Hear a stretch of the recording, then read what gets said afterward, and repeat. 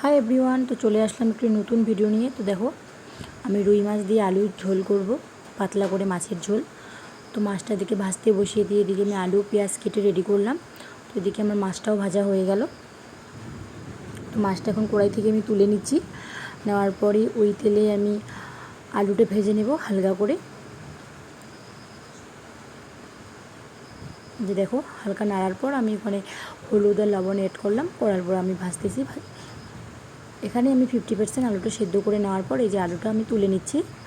এই যে দেখো, তারপরে সেই কড়াইয়ের তেলের মধ্যে আমি কালো জিরে তেজপাতা ফোড়ন দেওয়ার পর পেঁয়াজটা দিয়ে দেব।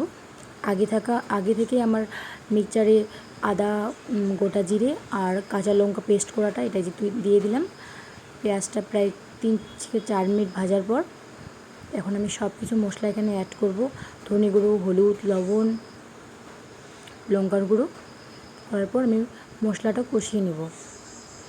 কিছুক্ষণ কষানোর পরে যখন একটু কালারটা অন্যরকম আসবে, লাল লাল হয়ে, তখনই আমি আলুটা দিয়ে দিব। দেওয়ার পরেই কষিয়ে নেব।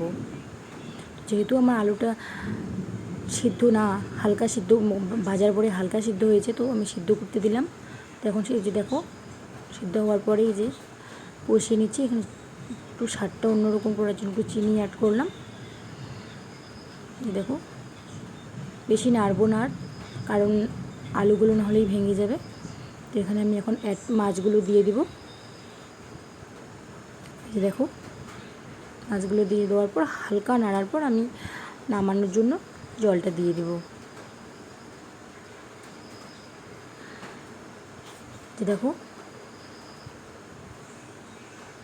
জি ঝোলটা, মাছের ঝোলটা হয়ে গেল পাতলা করে আলু দিয়ে রুই মাছের ঝোল। তো এই যে নামিয়ে নিলাম। দেখো শেষে আমার এই যে মাছের ঝোল রেডি।